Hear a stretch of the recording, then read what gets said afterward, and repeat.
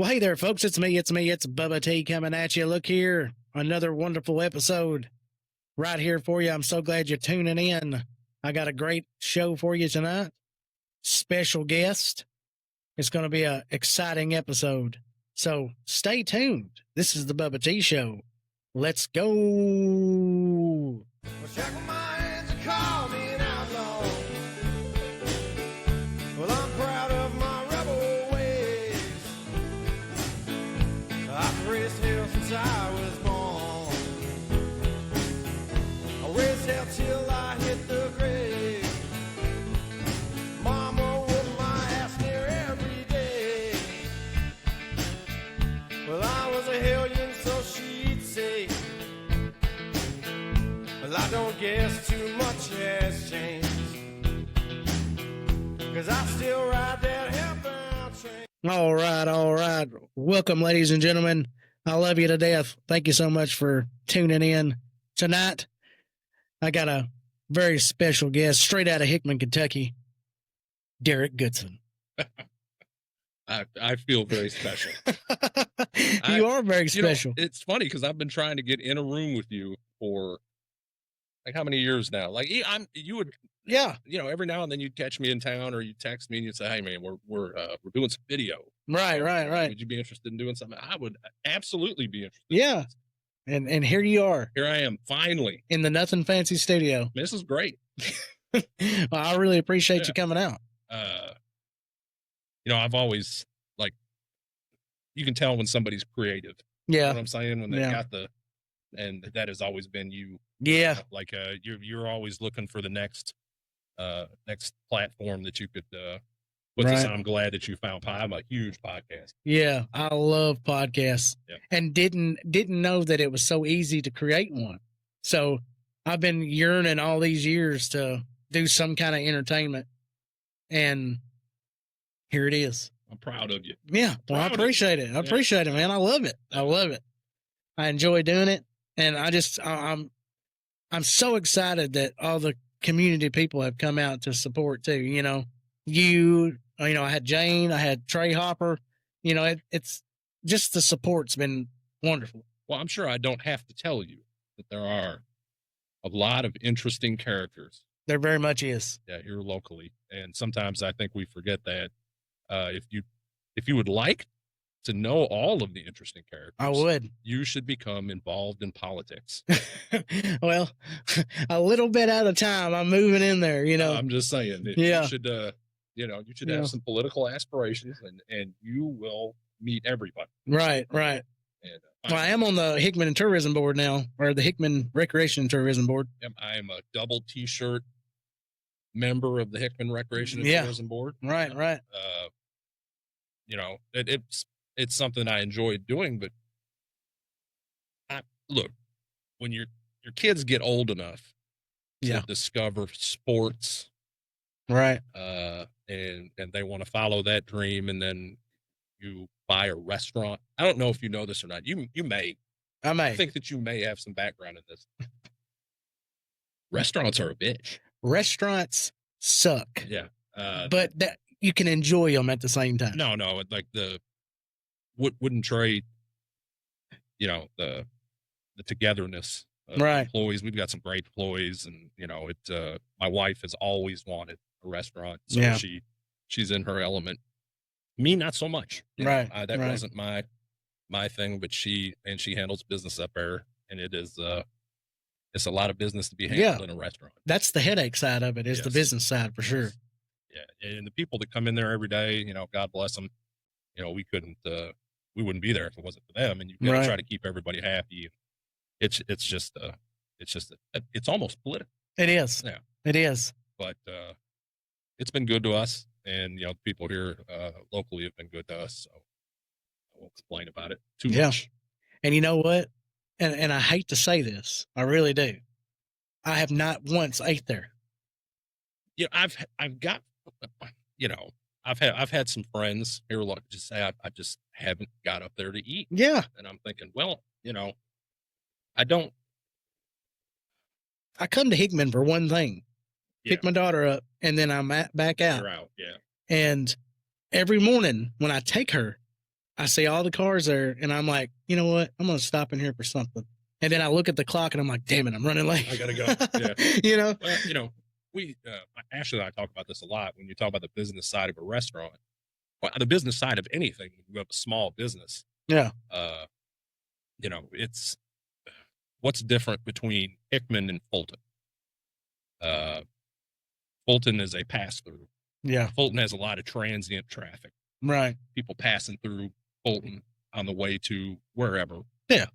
That are looking for something to eat or looking for a gas station or looking for Hickman is a destination. Right. I'm going to Hickman because I've got to go to the courthouse, or I've got to go to Hickman. Right. Run up to City Hall, or I've got to, and so there's not a lot of people just humming through going, I wonder if there's any good restaurants here. Right. Yeah. And so, like, I'm on my way to Tiptonville. I wonder, and then occasionally you get people that come off the boat or the ferry, and those people are always looking for, your hubs is that? Right. You know how to get to Union City? I know how to do that. But once again, I wouldn't trade it for anything. No. I mean, honest to God, I would not want to own a restaurant and be living in Paducah or be living in Nashville, or because it is a dog eat dog world there. Yeah. Whereas here, it's most of my customers are local. Right. They're local people. Farmers and stuff like that. Yeah. We get a lot of work crews, Merco's up here doing the work on the intersection right now, and those guys come in and eat every day. Yeah. Thanks to them. And that's, pretty much identical to ours. And even though as big of a headache as it was, I miss it every single day because now that I've got a job to where I go in the mornings and I actually have the time. If it was right there, I'd be able to get up and go up there and sit for a little bit, and then eat and then go. And now I don't have that. It's one of my favorite times of the day. Is lunch. We go to lunch break here at the state. Roll up there and eat lunch, and it's always the same group of people. That's always, Yeah. There's always a person that comes in and nobody knows them.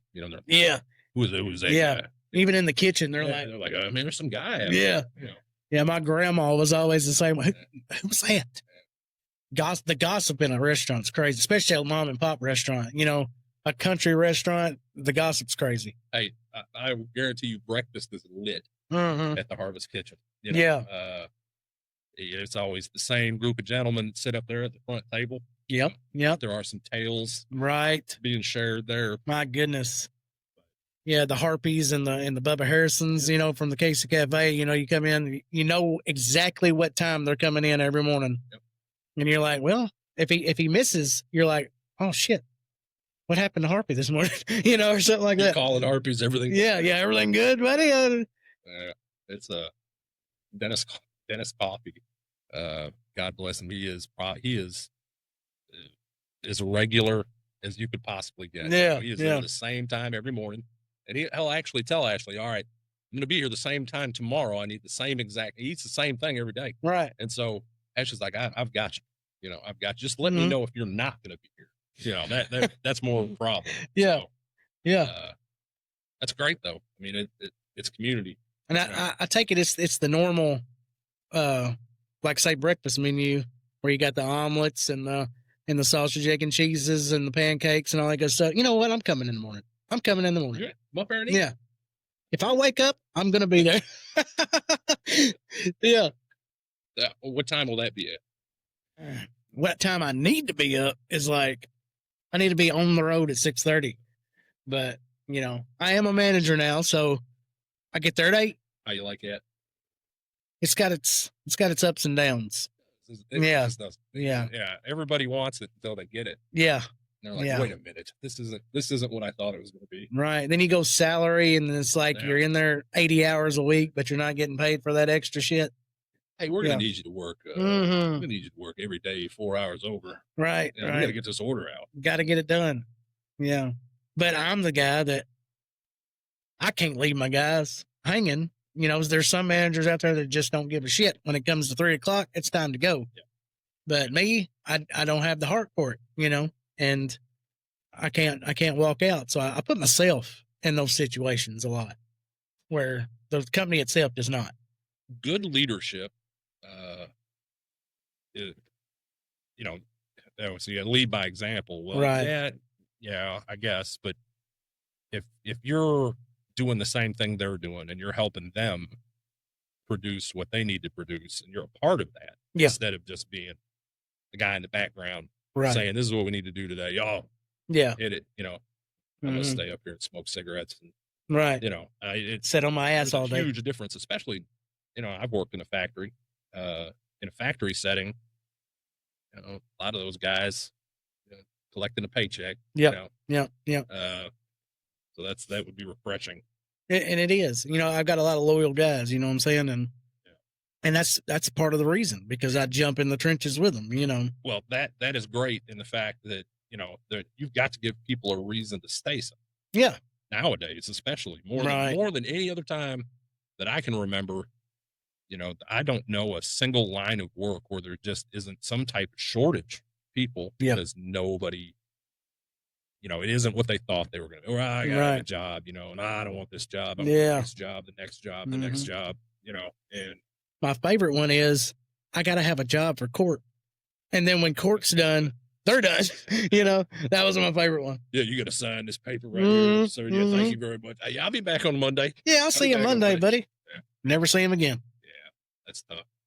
But it's the world we live in now. Yeah. I got a job when I was 14 years old. My dad came home. Yeah. I lived in Joliet, Illinois. My dad came home with a work license. You had to have a license. Oh, wow. And you could only work so many hours a week, if you're still in school. Yeah. I was 14, and he go, "Oh, I got you something for your birthday. I got you a work license." And I was like, "Oh, ha. And I got you a job." Yeah. You did. Where am I going to be working? Appreciate that, Dad. Yeah. So directly across the street from the apartments we lived in was a liquor store. And he said, "You're going to go stock shelves." Wow. At the liquor store. Man. Could maybe be the best job I've ever had. Really? The fringe benefits were unbelievable. Hell yeah. Yeah, the fringe benefits. I was very popular. I bet. Yeah. I bet. Yeah. I got one of my best friends a job there. And we worked there. I worked there. Well, first time I got a paycheck. It was over. Oh, yeah. You could tell me nothing. I was going to go buy my own clothes. Yeah. I remember I bought a pair of shoes. And I was like, I got to keep having this. There's that drive there that I can do. I financially a little more free, right? Because my dad was a single dad, and he didn't have a pot to piss in or right it out of, yeah. It's like so it was kind of nice that I didn't have to go to him, and so that was it. Man. That is the best part. And I have had a job every single year. Yeah, the longest break I ever took was when Goodyear shut down. Right, Goodyear paid us severance and all that for 6-8 months, something like that. Yeah. So I was there with you on that one. That's the longest I've ever went without a job. Yeah. And eventually, everybody thinks that, you hear guys talk about it all the time about retiring. Man, that sounds great. Retiring sounds great. I think retirement sounds great for about 6 months. Yeah. Yeah. And then you're going to start wondering, like, I'm going to need something to do. Yeah. I need something to do. Yeah. Yeah. So, I can't just sit at home. Yeah. So. It's nice. Like you said, maybe the first week. Take a little week off, but no, I'll be chomping at the bit after that. Yeah, I don't know. I can't retire until I'm 62. I can't remember what I think it's 62 is where I'm at. I believe that's it. But it's up to 65 now. They're wanting to make it 67. Right. And, I don't know. I wonder why that is. You think it's because maybe they retire at this age and they always go back out? I think they're trying to keep the money in the bank as long as they can. That's mostly. Really our lovely government. Yeah. The government. Yeah. Yeah. I'm not a fan. No, I am. I'm what you would call a disenfranchised voter. Yeah. How's that sound? That sounds great. Perfect. I'll sit here right here on this podcast and tell you I used to be a staunch Democrat. Yeah. Oh, really? Oh, I did. Wow. And not so much anymore. Yeah. It's when I watch TV now, it's just gotten to the point where these people in Washington should not be your role model. No. You shouldn't make decisions about about your family or everyday life dependent on what this party says is right. Right. Because most of these people are batshit crazy. Yeah. And it has flown so far off the rails now that I don't know how we pull it back. Right. What's going to end up happening is you're going to have somebody that's more, and then this is almost just crazy to say, but more centrist, somebody that's in the middle to come out and say, look, hey, we need to, have a little more common sense. Right. Growing up, I can remember growing up. I remember I was in my grandmother's basement once and everybody was sitting around eating. And I remember they were talking about an election. I would assume that it was one of Ronald Reagan's elections, probably in the 80s. Neighborhood. And I started asking my uncle, who'd you vote? And I remember how mad they got. Wow. Not like they didn't slap me off the chair or anything. Yeah. My dad told me later, he's like, you don't ask somebody who they voted for. Right. I was always told that too. You just don't talk about it. It's not. Here's the thing, man. And this might sound crazy, people out there in podcast land. We can all have differing opinions. Indeed. And still be friends. Yeah. Your political opinions should not support whether or not somebody's your friend. No. Or I hate to say this, somebody's your family. Yeah. Exactly. I mean, you turn on the YouTube. And that's all you got to do. Turn on YouTube. And some of these people out here really made me question life out there for this country. Yep. And this was before the Trump election. And this was while, Joe was in there, old slow Joe. And what some of these people would talk about. And I'm looking at this television set like, are you really saying these words? And then you got somebody that's sane that comes up and asks them, well, what are you bitching about? What are you fighting for? And they can't tell you. They can't give you a straight answer. They're just doing it to do it. Joe Biden was the epitome of the bureaucratic process in Washington. Man. So, hey guys, I put in my time. Yeah. As the vice president. So now it's my time to run. Right. Should that always be no, it should not. If there are people that are better qualified or people that maybe are more popular, why are you not giving them the opportunity? And it's by the party throwing the money towards that candidate. Yeah. And so why is that not being offered, and it's just such a convoluted, that poor guy. I mean, there towards the end, anybody that supported him, had to step back and just say, this guy needs to be at home, resting comfortably. Right. Not making executive decisions. No. And that's just politics now. Everything has gone so far either direction that we're starting to get these candidates that are more and more just odd, and it's way out of left field. It's like we got somehow or another as a country, bring it all back in, because there is a process that this country was founded on that includes debate and being able to go across the aisle and get something done with the other party, because those two parties are there because the checks and balances. And so we've got to get back to that. If we don't get back to that, I really don't know what's going to happen. No, because there is so little legislation that helps you or I happening. That it is all literally eye poking and name calling, and it's just politics is just, if you go back and watch in the 80s or the 70s, I'm not saying those are the glory days, they had problems too. Yeah, but not what we got now. Right, presidents knew, all right, if I'm going to get this passed, I'm going to have to go across the aisle. Right. And garner some support for this. Yeah.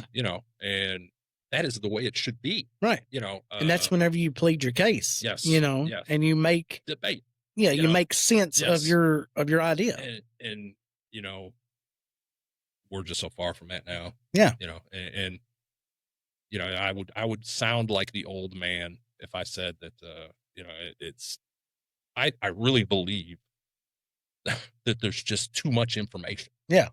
I think there's too many platforms, and it's, some of these platforms are set up, just to generate revenue through views and sponsorships and ad sponsorships. And it's like, this guy's got to keep it going. This pundit has to keep it going because the next guy behind him is going to be crazier than he is, There's too much Hollywood in politics. Yes. Right now. There is. Too much show. Like, I want to be the flashiest president. I want to be the cutest or whatever the case may be. But yeah, there's too much flashiness in politics, in our leaders. And, I was a big avid Trump supporter. That was my president. Yep. And he still is. It's just, I don't agree with everything he says, and it's okay. It's okay that I don't agree with it. And is there things that he's doing that I'm worried about? Of course. But I have to trust that what he is saying about this is going to be the long-term fix, that he is on the right track. I have to trust in that. But what I don't trust in is people accepting it, and what I've been worried about for quite some time is, are we going to throw ourselves into a Democrat versus Republican civil war?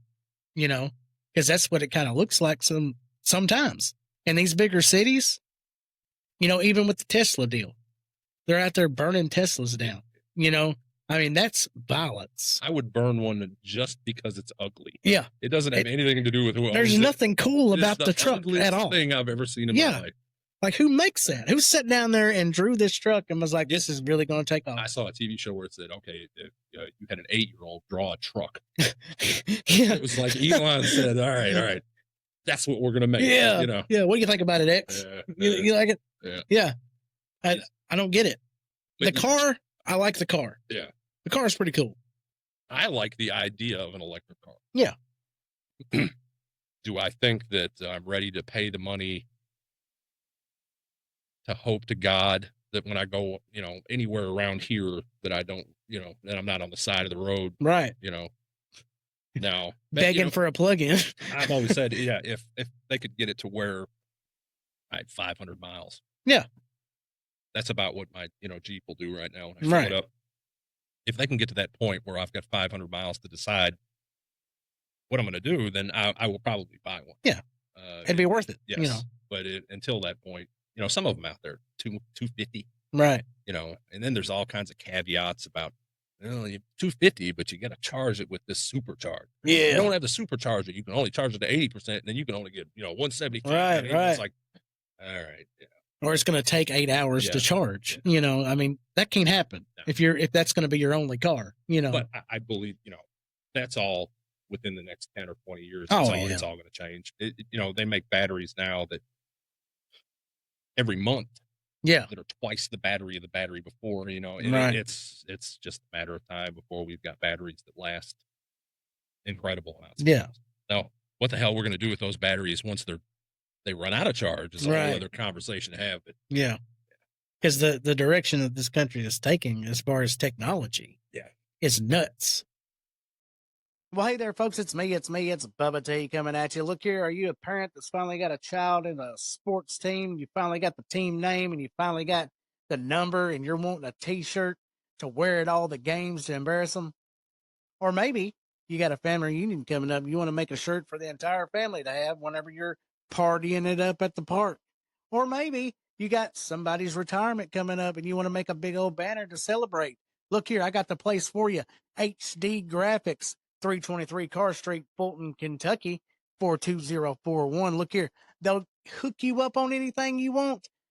Shirts, hats, they do license plates, they do big banners, they do yard signs, anything custom graphic that you want, you can get done there. Look here, give them a call at 731-446-0192. And again, they do screen printing, embroidery, vinyl decals, banners, flyers, business cards, license plates, sublimation. They do it all, folks. Give them a call so they can hook you up. They are the official merch maker of the Bubba T Show. We got hats, we got shirts. They do it all, folks. And they are the official sponsor of the Bubba T Show. So give them a call today. Daniel Thomas, the Showtime will hook you up. I love you to death. Check them out. Technology, that's crazy. Technology is crazy now. I think that this is a wonderful time to be alive. Because the things that we're going to see in the next 10 or 20 years are going to be just, Chat GPT alone. Yeah, Chat GPT is. It's like my best friend. Who was it? Was it Isaac Asimov? I can't remember who it was. It said that on a certain level, there's no difference between, you can't tell the difference between technology and magic. Yeah. You know, and so that's kind of where we're getting now with this. And I think it's just going to, if it doesn't kill us all, right. You know, if the toaster doesn't maximum overdrive us, speaking of that part of it, you know, when Elon worked for, not worked for, but worked with Google, when they created AI, you know, him and that partner that owns Google, when they were creating AI, Elon was very adamant on it not being able to think. Right. And that was one of his biggest stipulations with creating AI was it cannot be able to think. So whenever he was getting mixed up with Trump and getting ready to do all this other stuff and then Tesla and all that, you know, he decided to leave the program. Right. And like he made this guy make a verbal promise. You're not going to let it think. Well, as soon as Elon was out of the picture, guess what? He made it think. Yeah. So Elon on Joe Rogan was saying that with them doing that, there is so much high potential that movies like iRobot could happen. Well, it's the singularity. So, you know, the theory is that you have an AI or a computer brain, whatever you want to call it, that becomes self-aware, right? That it knows that it exists and what it is. Right. And that's the point where, you know, all the sci-fi movies say, well, that's Ultron. Yes, Ultron. Ultron. And it decides that the humans are a disease and they should be eradicated. You know, I think it's a little more complicated than that. Yeah. I think there's a lot of steps that have to be made to get to that point. But to know that there is a possibility of something like that happening, it's scary. Yeah.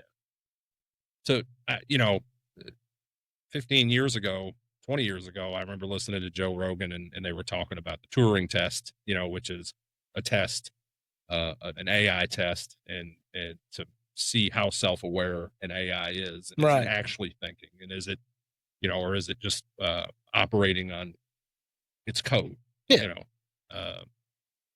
And in the last 10 years, you know, you've had AIs that have just all of a sudden it's like, whoop, it passed. Right. Yeah. And it's just crazy that we're alive to be witnessing all this. You know, I really thought by this point we'd all be in Jetsons cars. Right. Flying to work. And I used to hear mom and dad talk about that all the time, you know, when I was a kid, and I'm like, are we going to be there?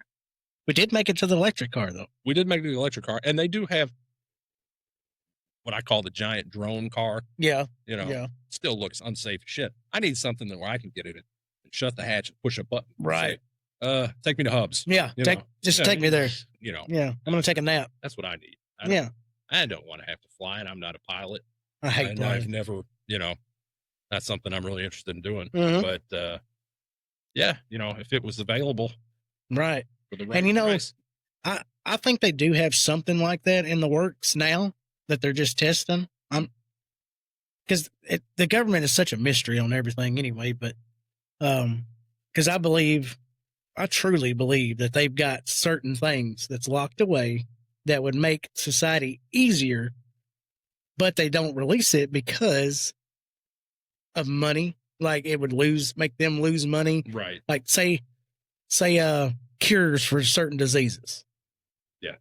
One in particular. Yeah. I'm a huge, okay. So you've got to ask yourself, I heard a comedian say it the other day. It was the best line I've heard in a long time. He said, so there's people out there that believe what the government, 100% believe what the government tell them. Irritates the shit out of them. And he said, so your position is that you believe 100% what the government tells you. Right. He said, the U.S. government is in charge. Everybody in the United States. Yeah. He said, I have one child. And I lie to that motherfucker every day. Yeah. Right. And so, I mean, it's like, you know, you know, if there's money to be made, you know, would they put money before progress? Would they? Yeah. Money before ease, money before the end of suffering. Right.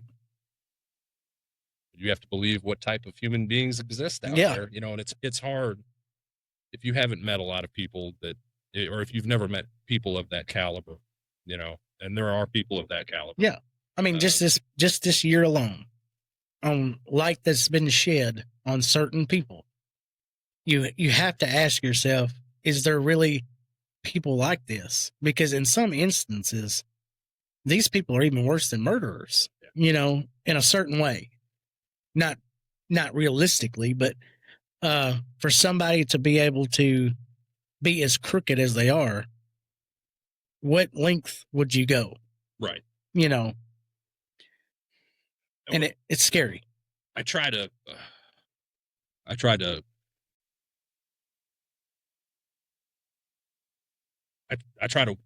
balance all this out in my mind. Everybody's a human being. Yeah. Right. Yeah. Politicians are human beings. Cops are human beings. Right. And to err is human. You know, people make terrible decisions every day. They have to live with those decisions, sometimes to their detriment. Sometimes they get away with it. Yeah.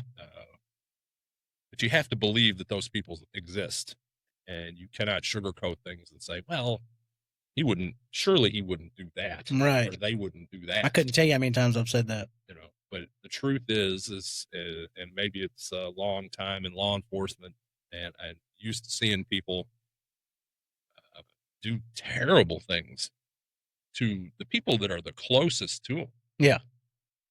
Whether it's, you know, something pre-planned or it's something spur of the moment, anger. I've seen people do awful things to each other. Yeah. You know, for nothing less than a little bit of money, you know, a girl, a guy. Yeah. You know, and in the long run, you know, you got to ask yourself 40 years from now. And of course, nobody's going to do this because they're mad at the time that their girlfriend or their boyfriend was with somebody else. Right. I'm gonna show him, you know, or I'm gonna show her. Yeah. And they do something spur of the moment, and then they've got to deal with that for the rest of their lives. When in all actuality, you probably won't even remember that person. Right. 20 years from now. Yeah. You know, you're going to be in a completely different place, completely different situation. And the thing of it is that you don't realize how powerful your own mind is against you. Oh yeah. Even like through decisions like that, to be able to make that decision, like that guy that laid his kids out in the front lawn and killed them. Like, to make that decision that's what I'm going to do today. Yeah. Where did that even come from? Well, there's no way, something that heinous, there is no way that you or I or anybody else is ever going to understand the mindset that he was in. Yeah. To have to do something like that. Right. Obviously, there was some type of mental health issue there. Whether it was diagnosed or undiagnosed, I don't know, but that is a serious problem in this country. Yeah. And what's really bad about it is that if you spend any time, talk to a sheriff, talk to a city cop, talk to, you know, and I'm not talking about their mental health, but having to deal with the mental health aspect in this country today. If you've got people out here on the street that are going through something, and, you know, like going through it, and you have to try to get them someplace so that they can get help. That's what you think in the beginning. That's what you think. Yeah. But then you realize slowly through the years that this is just this awful cycle of carrying these poor folks somewhere 2 or 3 hours off, dropping them off. Yeah. And then they're going to stay there for 72 hours. And they're going to give them a bunch of pills. Right. And then in 72 hours, they're going to put them in a taxi cab with a prescription, and they're going to say, now you go back home, take that medicine. Yeah. You know, when, you know, 72 hours ago, this guy that was butt naked trying to climb trees to talk to squirrels, and now you want to make sure he gets a pill organizer, you know, to take care of his stuff. And it's an unrealistic way to deal with it. Because I had just watched an episode on YouTube, which I watch a lot of true crime. And this last one, you know, to see what cops actually go through on some of these cases, like I think it was 3 cops that just did a normal traffic stop. And it was this woman, and I think it was just a friend of hers that was with her. And they were just doing a normal traffic stop, something about like a tail light was out or something on it. And they pulled her over and realized that she had this car crammed packed with clothes clothes and different things, suitcases, stuff like that.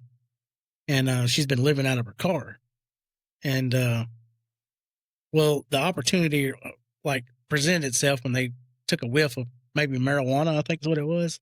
So they had a reason to search the car, and she was real antsy, you know. Is this in the trunk? The one in the suitcase?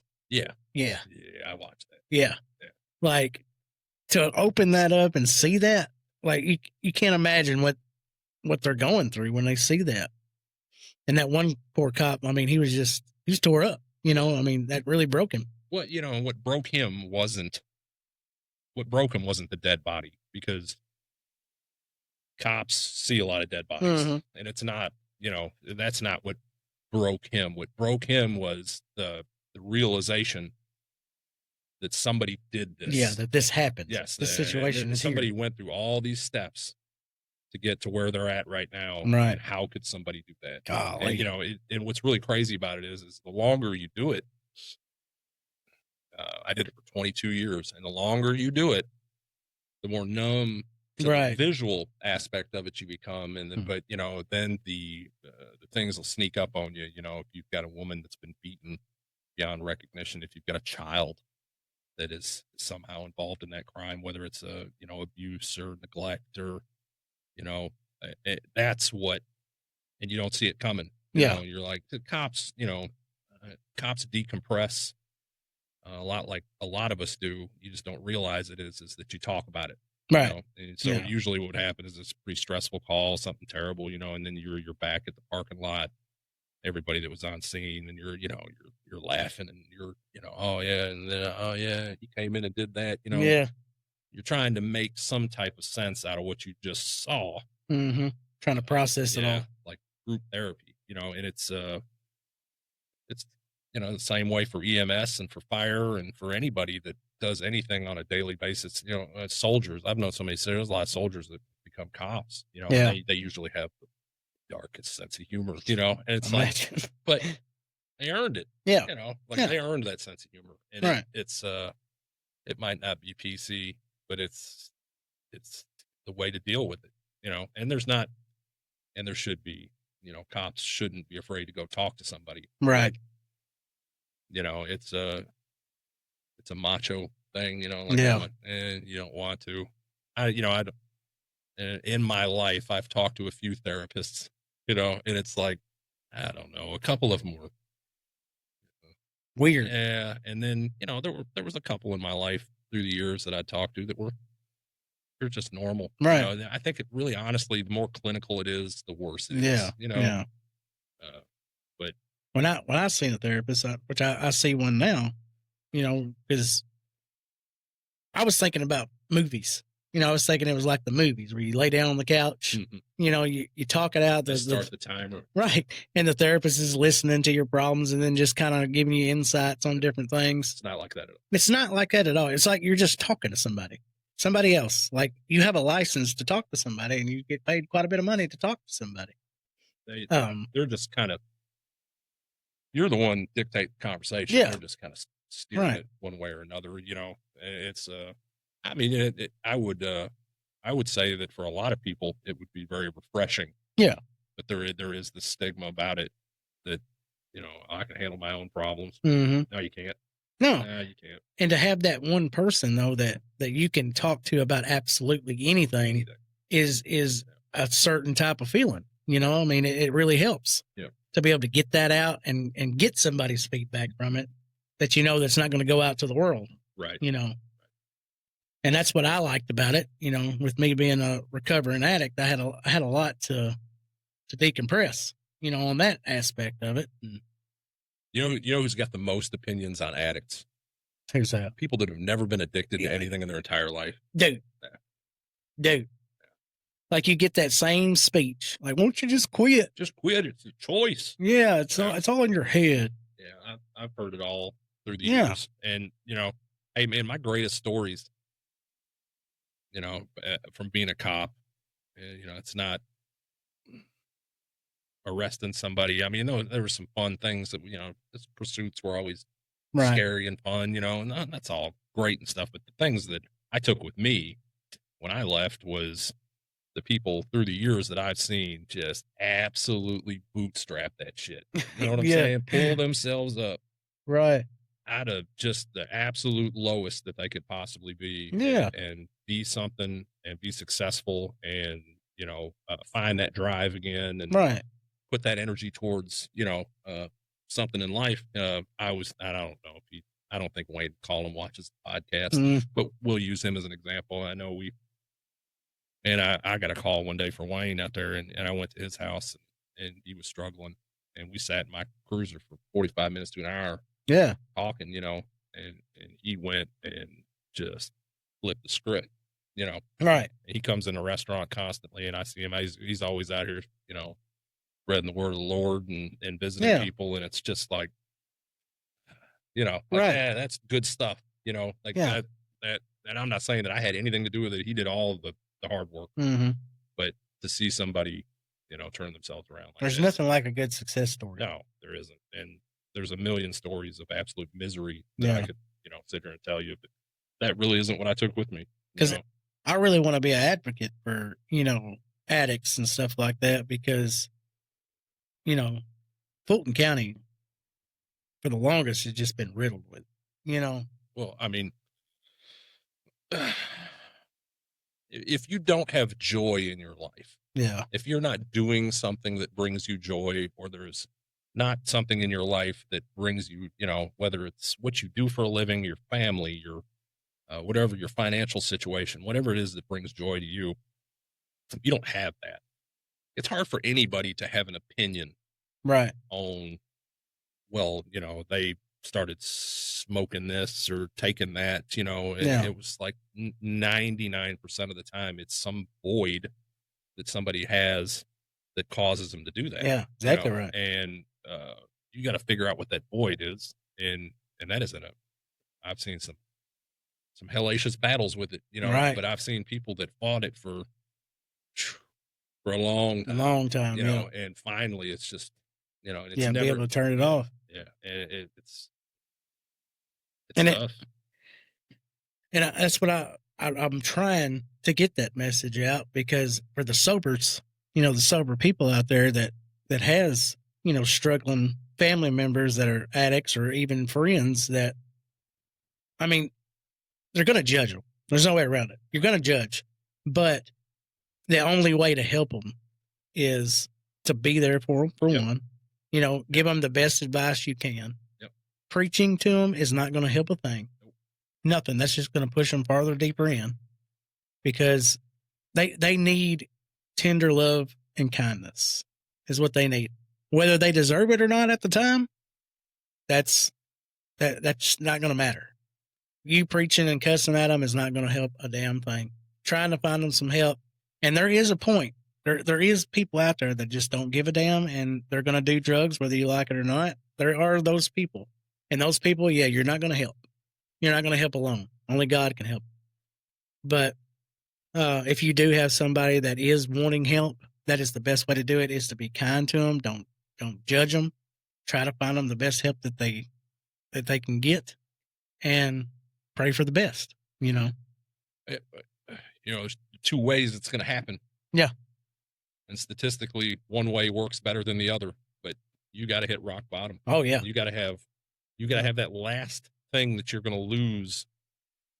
And then that's it. You've made a decision. I'm not going to do this anymore. It's either that or, you know, through some type of mediation or counseling or something, you decide, okay, I'm going to help myself. I'm in a bad situation. Right. You know, like you said, you can sit and preach to them and tell them, you know, that this is wrong or, you know, it's against the law or but, you know, just as soon as they make bail, they have one thing on their mind, you know, and it is a terrible cycle to be caught up in. And I'm not saying that there's not a lot of help out there for them to get because there is help available, but it's not always as easy to navigate that as it should be. Right. You know, and nowadays we've got, you know, a lot of addicts' big thing is I don't want to go nowhere. I don't want to face nobody. You know, I don't want to be in this group thing. But there's things out there now that, and I was one of them people. I didn't want to be, you know, labeled in front of people, but what I found was Groups Recover Together, and that's just a damn phone app, you know? Right. And it's all Zoom. And it made me feel so comfortable to be able to sit in my own home and go to a group. Right. And talk to other people that are struggling, talk to the counselor. And it really helped me. Matt Carter, when he was sheriff in McCracken County, he had started a program, which was basically, if you find one of his sheriff's deputies, and I believe Paducah Police Department was in on this too, but if you find a police officer, a law enforcement official, and you walk up to him and you say, "Hey, man, I need some help." Yeah. They had partnered with a couple of different organizations that were going to get you someplace. Right, right. Like they were going to cut all the red tape. Yeah. And they were going to get you someplace. I applaud that. Yeah. But how many addicts do you know they're going to find a cop? Right.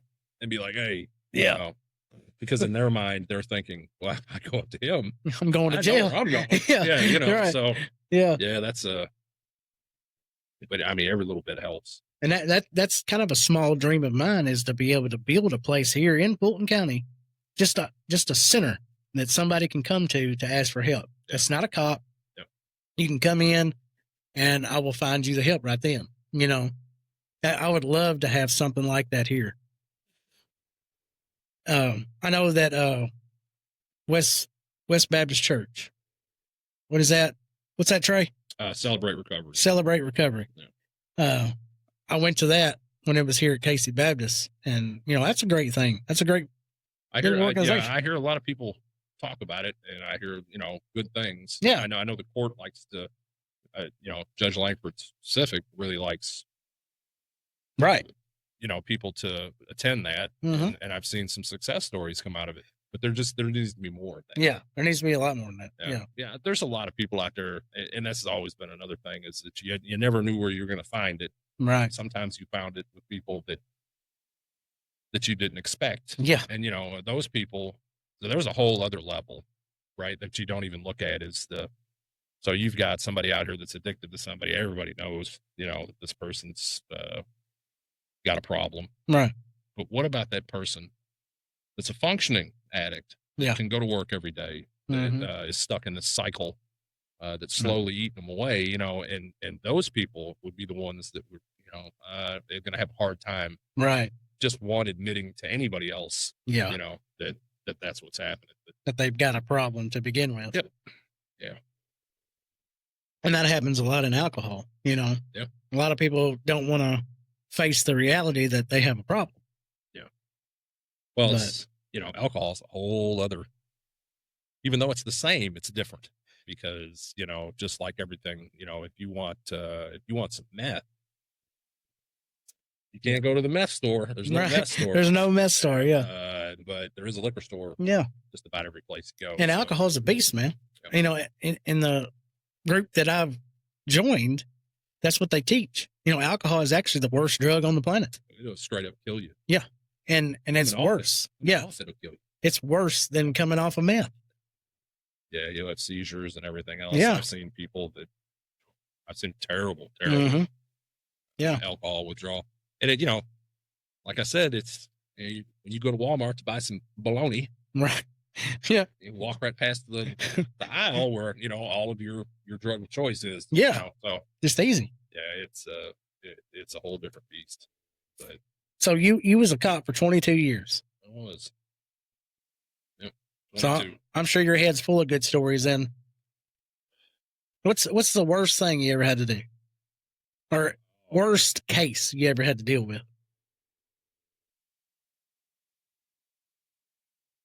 There's the ones that come to mind are usually stuff that involves children. Yeah.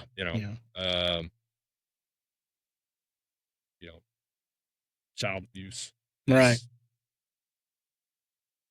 Terrible. Probably, most shocking things was, and always will be, car accidents. Yeah. To a certain level, if you're going to somebody's house every week, and they're fist fighting in the front yard, and then one of them gets really mad, puts the other one in the hospital. That's not it's shocking, but it's not surprising. Right. You know what I'm saying? Yeah. Like you can kind of see it coming. Car accidents are terrible because it's acute. Yeah. You know, it just happened, and it can happen to anybody. Right. And yeah, those were always tough. Yeah. You know, I was around for the beginning of meth. Yeah. You know, and those early days it was wild. Oh, it imagine. was just wild. You know, back when people were cooking antidote and dripping anhydrous tanks and cooking on stove tops and blowing stuff up and blowing cars up and, you know, all that stuff. It was just wild. There's nothing like that now. You know, most of your dope now comes from the cartels, but it's just cheaper and easier to buy it that way. But oh man, those early days where it was self-supplied, you know, I can remember going into a house, I won't say where it was at. And this is early on. It was so early on that the county attorney wouldn't give me a search warrant based on the smell of ether. Oh, well. Now here's the thing. So now if you were living in a neighborhood where you had 4 houses around you and you and your kids were out in the backyard grilling and all of a sudden you smelled ether, which has a pretty distinct smell. Yeah, it's pretty bad. You called the cops and the cops showed up. You know, nowadays they're going to have a search warrant in 10 minutes because there's no reason for there to be that smell. Right. And so the county attorney would not, we knew which house it was coming from. They had a fan set up in the window. So the county attorney wouldn't give us a search warrant. He said, you're just going to have to go knock on the door. Yeah. All right. You know, all right, then. So we went in there and knocked on the door. Door was up. It's this guy I went to high school with. He's in his tidy whities. Oh, right. He's got a Marlboro Red hanging out of his mouth. There's a gas stove over in the corner. Yeah. This is, you know, winter-ish. It was cold outside. Gas stove in the corner. And I said, man, what are you doing? You know, I'll just sit there watching television. I said, yeah. I said, if we step inside, you know, yeah, come on in. And I said, man, look, I'm just going to flat out ask you, what does this smell? Yeah. He looks around. Well, it's probably that jug of ether over there in the corner. I said, oh, really? So they had a, it looked like a big mason jar, like an oversized mason jar in the corner of the room, about that big. So you're probably looking at over a gallon. Right. In this jar. And there's no lid on it. There's no lid on it. They had been in the bathroom cooking some bathtub dope back here in the back room. The 2 guys that were cooking it. See, this was his angle. He said, hey, man, like, this ain't mine. Right? Like, yeah, the 2 guys it's always which actually turned out to be the truth. Oh, nice. So these guys showed up at his house. He was, I'm not going to say that he was touched. Yeah. A little bit. Yeah. And so he let him in, you know, and said, yeah. And they said, hey, can we use your bathroom? Hey, you know, we bring some stuff in. And so they did. So we ended up pulling him out. And I swear to you, if the state police had a cleanup team that you had to call. Yeah. This is how early it was. This is, I mean, brand new to us. And so they come down and first thing is everybody out of the house. Yeah. Wait for us to get there. Right. So while he's outside the house, we managed to secure a search warrant. Right. We got him sitting in the back of the car. We let him put some pants on. Right. So he's in the back of the car. We're waiting for the state police to get her.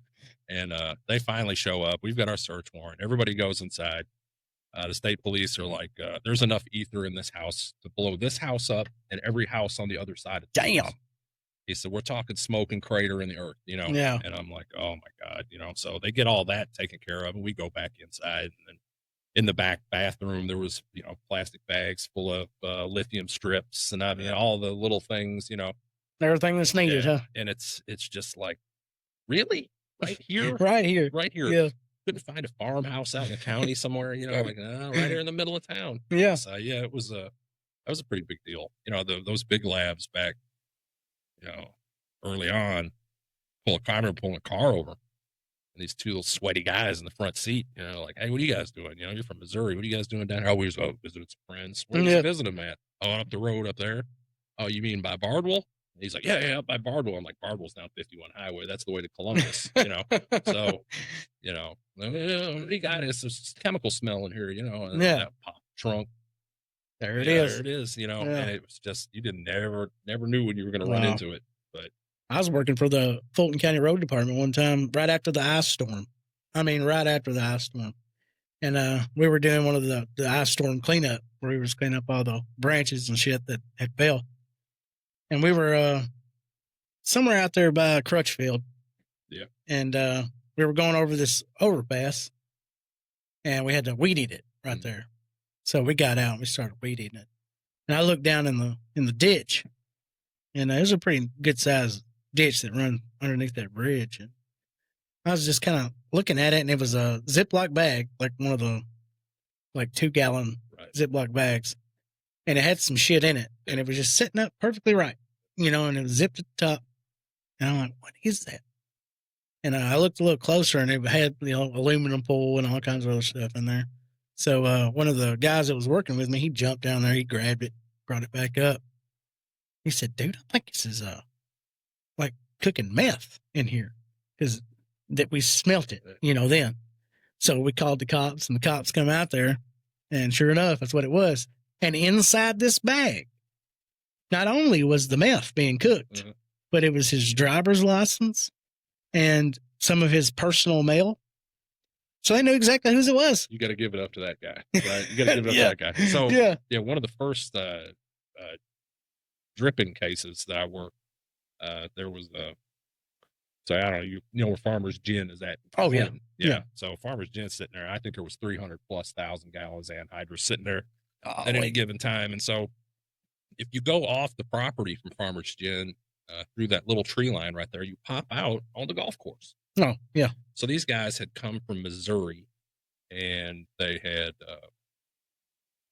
set up a trailer, I think, at Columbus Park Camper, and they were coming down at night and dripping those tanks. So what they would do is they'd go to the golf course, they'd park their truck, drop them off, they'd run, get a golf cart, they'd go down to the woods, right? They'd take their buckets and their tanks over there, and they'd drip the tanks, and then they would put them back in the golf cart, haul them back up to where the truck was at. Yeah. Then they'd bring the golf cart back, and nobody was any the wiser, right? Well, we had caught one of them, and then he ended up spilling the whole story. But the amazing part about it was after we got them all rounded up, we got them in there questioning them. The one guy said, "Man, you want to hear something crazy?"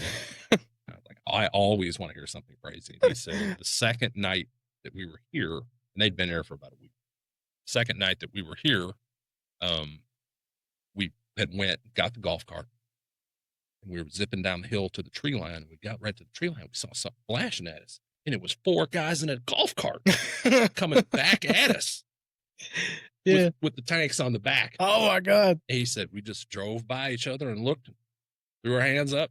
We went down and did our thing. So, I mean, it was going on constantly. Wow. And I remember going to him down there and saying, "Hey man, yeah, thought about putting," because at that time they had one night watchman, and I think he was 118 years old. Wow. Yeah, he was a character, but that was it. They hardly had any lights out there. There was no fence. There was no nothing. And it was like, hey, but at that time it was so cheap. Yeah. Yeah. There was a little loss here or there. It's not really our problem. Right. Right. It's I had a guy one time. There's a picture, I still have it, and we didn't even know what it was. Really, honestly, we found out what it was, but they had all the components to do it, and they had stole a little bit of anhydrous. These guys were from Missouri, and the reason I know they were from Missouri is because we ended up, they got in their minivan, and they were looking for someplace to cook, so they tried to find an abandoned property. Somehow or another, they ended up at the end of Blair Street. And Blair Street is a predominantly African-American community. And I remember one of the guys that lived across the street from the abandoned house, he calls and said, "I need to talk to Derek." So I called him back. He said, "Hey, man, there's like 3 white guys over here at this house in a minivan." And I was like, okay, so me and another cop rolled up down there. As soon as we hit the end of the block, out across the field, right? Yeah. And there was propane tanks that were frosty green and tubing and all kinds of stuff, burners. And, But they had a couple of guns. They had walkie-talkies. Wow, they were going all out. They had binoculars. Damn. And the great thing about it was that guy was nice enough to etch his name.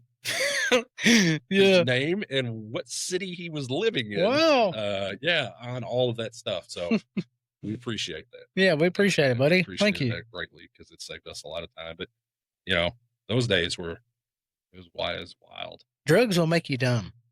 Yeah, it will make you take some risks. Yeah, very much. Probably wouldn't. Yeah, but yeah, that was a big part of the early on days. The later on days when I got into it, the job I don't know when it changed exactly, but it changed. Yeah, and God bless anybody that's out there doing that job now, because the public's perception of police could not be worse than what it is right now. And sometimes that is self-inflicted. Yeah. But I will say this, have you ever gone to Walmart, or you go to a restaurant, you get real shitty service.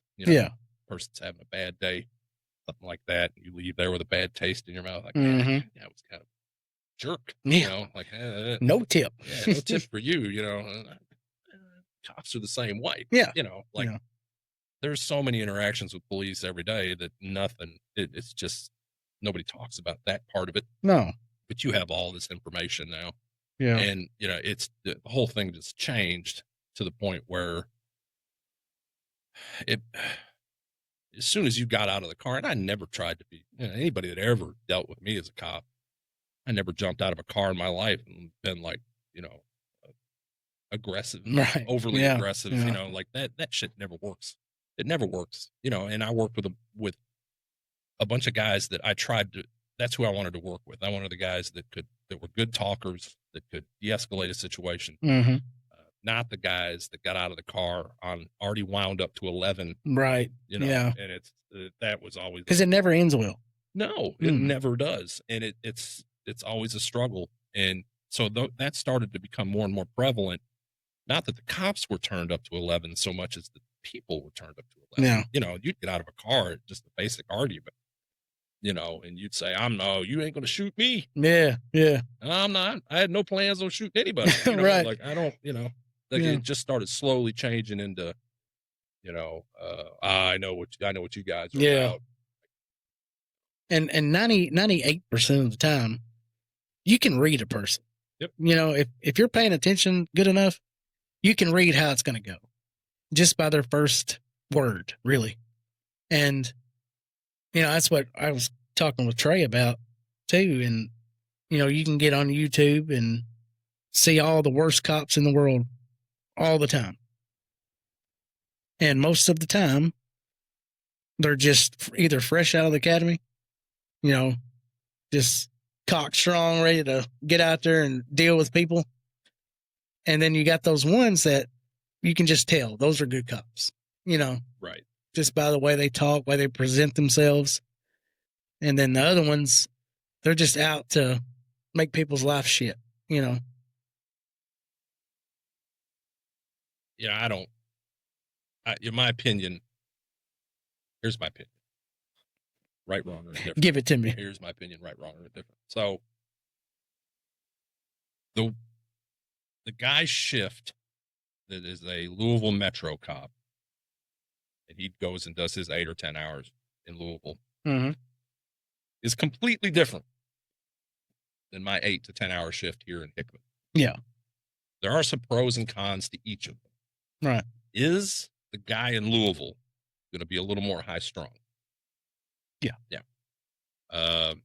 But the guy in Hickman is no less of a cop. Right. Because he has his own battles to fight. Like I can remember one night called, said, hey, there's some people fighting.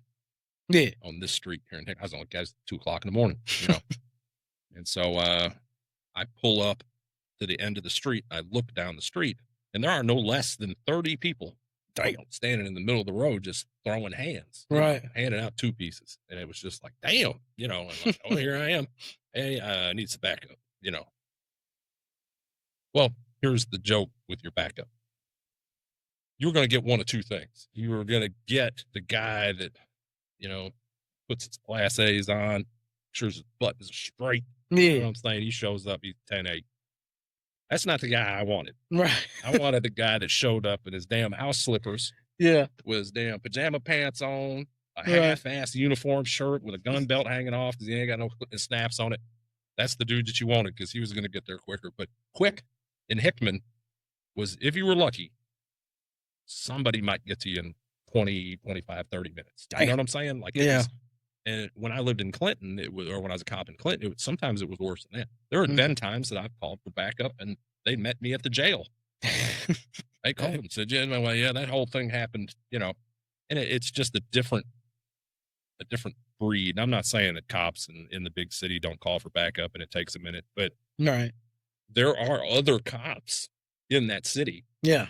Buddy, when you're out here in these small towns, it's you. It's you. Yeah. It's you. You against the world. When I went to work at Fulton Police Department, where it was first night, I was like, man, I could talk to people on the radio. Yeah. Like somebody answered on the radio. Like it was just a whole different thing. You get on a traffic stop in Fulton and you'd be up there talking to that person. All of a sudden, you look behind you, the other car was there and the other cop was like, what is this? Yeah. Yeah. It's just different. That's how it is in Union City too. You get pulled over by one car and then you're sitting there, the car or the cop comes up, gets your stuff, and you're just kind of sitting there waiting. Yep. And then you look in the rearview mirror and there's like 8 more that's then pulled up. Yep. And you're like, shit. Hickman? No, just the one. Yeah, you're going to get one. Hey, but if there's more than one in Hickman, there's some business going on there. There's something's happening. Yeah, it's that's I do miss the job. I miss the people. Yeah, in the job, but I don't miss the political aspect of that job, right? At all. Yeah, I don't have any political aspirations anymore. I work for the state highway department now. Yeah, yeah, you're on coast mode now. Ain't you? I come in and Sam's like, "This is what we're doing today, Derek. You're in 4052." Yeah. Sometimes I like it. Sometimes I'm like, shit. I kind of miss that too. Yeah, but it's a great job because I know what I'm doing. Right. And I know when that's done, then it's over with. Yeah, you're going home. I'm going home, right. And I've been blessed with, being able to go home at we're getting off at 2:30 now. We're at 6 to 2:30. I'm at home at 2:30 every day. I get to go to all my daughter's softball practices, my son's football games. I get to, do all these things that I never got to. I've got a couple of kids, my sons. I think they borderline don't like me. I think that's really what it is. But, they're all, they get tore up because, I go to Kagan's practices or I'll go to these tournaments, you take a Kagan all this. Yeah. Bought Kagan a bat, like you never did that stuff for us. And I was like, man, brother, I was broke and I was never around. I was freaking working, cop, man. I was working midnights or afternoons and it sucked. And I hate that, I missed that portion of their lives, but I wouldn't trade it for anything, man. I had a lot of fun being a cop. Yeah. And, a lot of great memories just right here in this town. Right. So, yeah. As a cop, you get to see everybody. Yeah. Yeah. Anybody that knows me knows that I love to talk. Right. I love to talk to people. I like to catch up, see what's going on. And how was it being like the sheriff? Yeah. Like you was the man. Yeah, I'm trying to, like I said, I was a cop for a long time and then all of a sudden I was the sheriff and, God bless him, Robbie, asked me to come over and be his chief deputy. Yeah. And then through these terrible set of circumstances, I wound up in that position and I look back on it and, probably, what imposter syndrome is? I think. Yeah. So imposter syndrome is, when you're in a position that you don't believe that you should be in. Oh, yeah. I struggled with that right off the bat. Like, am I even supposed to be doing this? Right. Thank God I had a great bunch of people that I was working with that kind of kept me, look, and this is all I would ever ask of any boss. If you're a boss or you're a manager or you're the top of the food chain and you're surrounding yourselves with people that everything you say, they say, man, that's a great idea. Yeah. Then you're screwed. Screwed. It might 100%. Not be today, but it'll be on down the road somewhere. It's going to bite you in the ass. You should surround yourself with people who aren't afraid to say, what if we do this? Even if it's not right, you should be entertaining different, options. And so I was kind of blessed with that. Innovators. Well, and not so much innovators, just somebody to keep you tethered to the earth. Yeah. Look, the last thing that I ever wanted in my entire life was to be important. Right. There's a lot of weight that comes with being important. There's a lot of weight that comes with being a politician. If you want to put yourself out there and be responsible, then you have to be able to handle that weight. Heavy as the crown. So it's not all bunnies and clouds. I think I had a pretty good run because I had a pretty good fiscal court at the time, and nobody in fiscal court ever really gave me any problems. I can imagine what that job would be like if you had a fiscal court that was kind of on the fence. That would have been a tough ride. But nah, man, I mean, it was a good job. Right. And like I said earlier, I'll go right back to it. It's the political aspect of it is not always the best, especially now. And the way the world has changed in general, just the way people think these days, and I guess ultimately how the government has raised this generation to be in a certain way is it's just terrible to manage. Like, I mean, the entitlement of people. Yeah. And I really, honest to God, and I don't mean to sound like an old man yelling at a cloud, but like all of the information, all of the entertainment, all of that right now, and you have that. Right. You have this ability to learn things on the fly on your phone. You're sitting in the truck, or you're on the pod taking a dump, whatever it is, man. You're soaking in information. You get all this information at one time, and I feel like that has bled over into other parts of our lives as to we want this instant gratification. And so it's I'm going to hire people that are like, it took me how many years to be a supervisor, just to be a first line supervisor. And you got people now that come into jobs that are like, hey, I want his job. Yeah. Well, that dude's been there for 20 years. Right. You got to put in your bones before you do that. Nah, man. And then it becomes an issue because they think you're, slacking them or that they can't do it. But you got to put in the work to do that.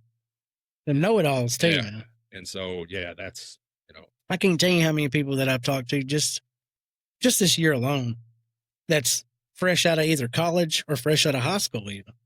And like have asked me, are y'all hiring? Well, yeah, we're hiring. Well, I need a job, man. I need a job. Well, what's it start out at? Yeah. And I'm like, $16.50 is pretty good money. Oh, no. Yeah.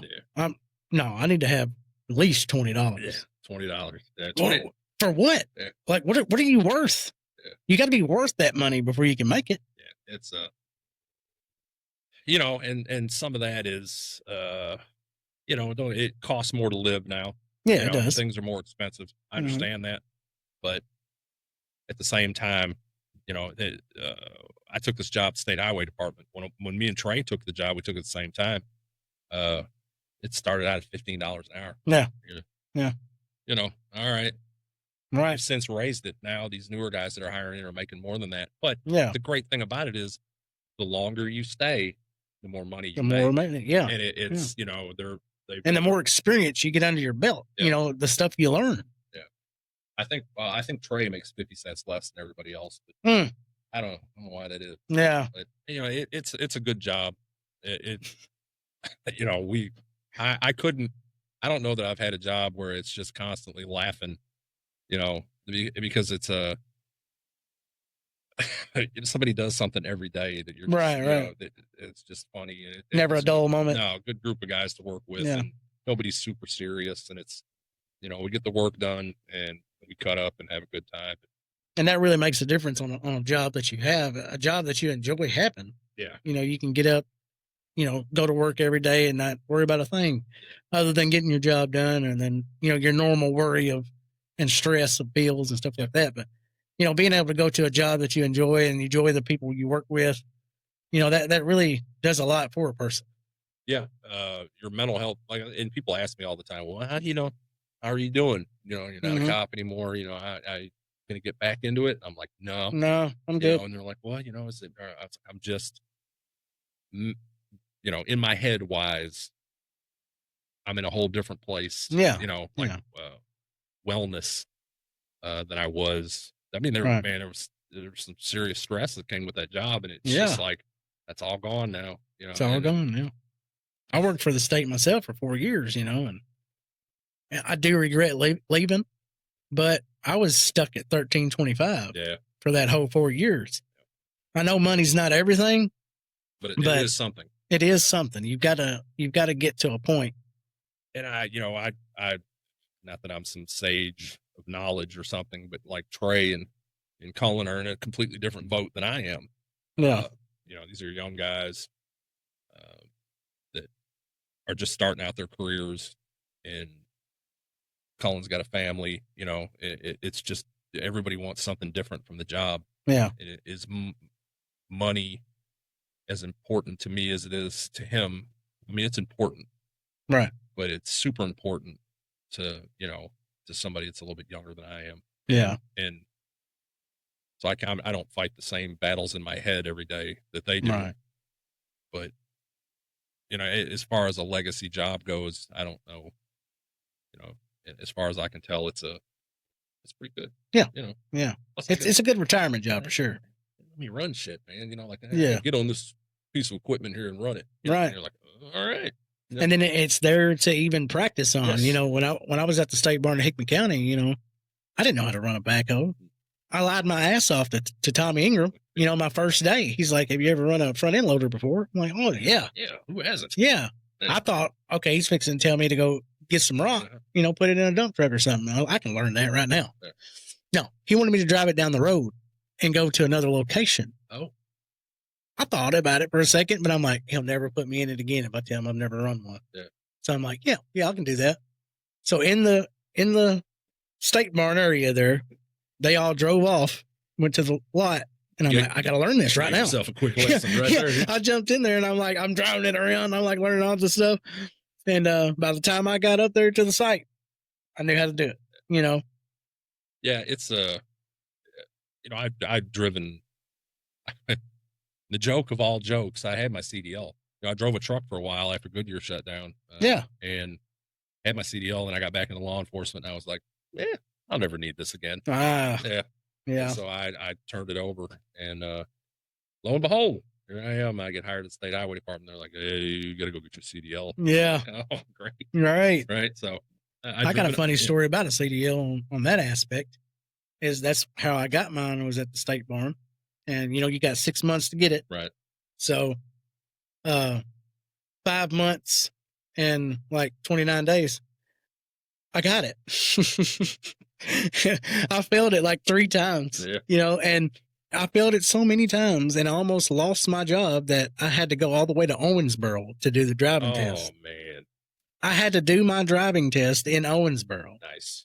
And I'm so lucky that I had a cop riding with me that knew the situation. I'm driving through Owensboro, nervous wreck, and he's like, "What did that sign say?" I'm so sorry. I have no idea. I'm like, I got to pay attention to the road, man. Was that a Cracker Barrel sign? Yeah. Man, look, second time I went through it was just absolute torture. Right. Because other than the pre-trip inspection, you know, when we got to the actual driving part, I refreshed myself on backing and stuff. Mm-hmm. But the first day we drove on the road, we get in the truck and he's like, okay, I'm going to let you drive. You're going to drive us to the, the industrial park there in Paducah. So I got it and I drove it all the way to the industrial park. Never drove the truck again. The entire time we were there, I said, look, man, just let these guys, the 2 guys from Murray that work for the road department, I said, they've never driven a truck before. Yeah. Let them drive. You know, like you don't have to show me how to, you know, double clutch and all that stuff. I've done this before.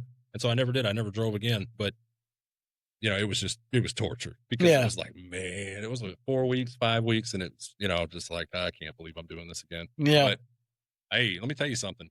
Anybody out there that's like, I just don't, you know, I want to make some money. Right. Let me tell you something. Once you got a CDL, I'll never let that damn thing go. No, I wish I never had. If you've got a CDL, you will never need a job. Yeah. Like there's a job out there for you somewhere. Right. So I know I need to get mine back. I think I'm going to. Yeah, but you know, what I was saying was I drove a truck before. I drove tractors a couple times before for Greg, you know, helping around the farm and stuff. So I was familiar with all that.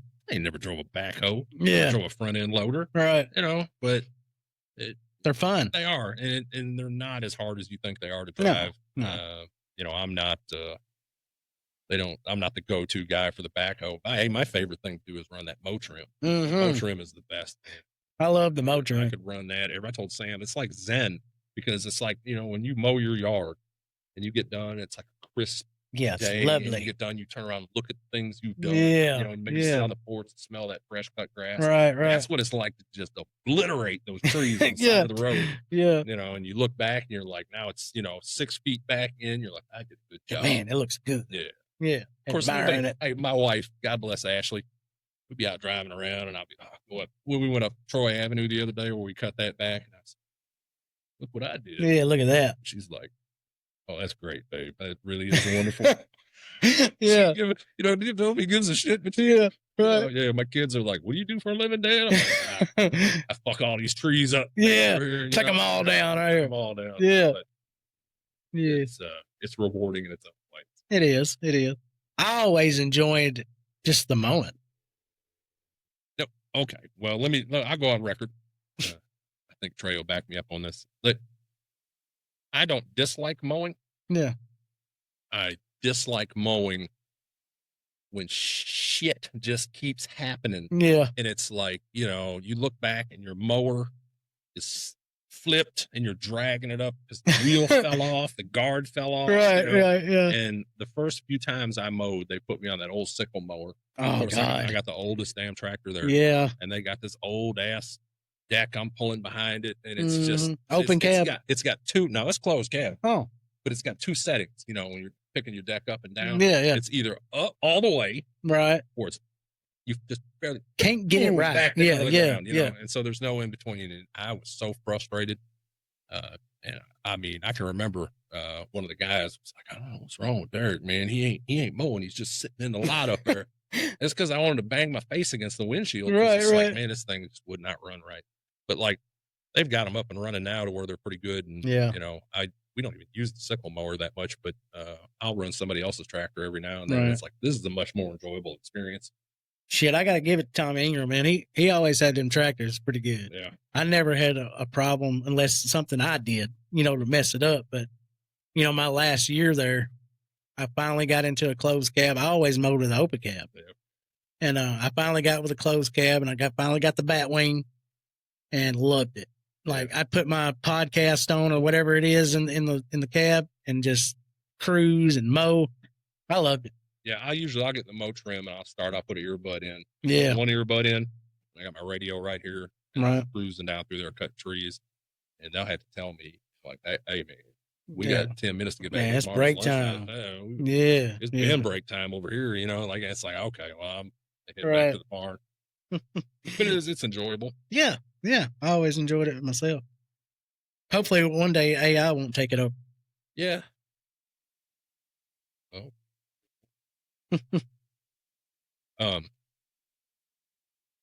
AI. So taking your job over. Somebody else said that to me the other day. One of these days we're gonna be working for the robots. You know, it's like, I think that what you're gonna end up seeing is like a shift in things that we don't have to do anymore. Right. You know, like do you remember when if you wanted somebody to have a letter, right?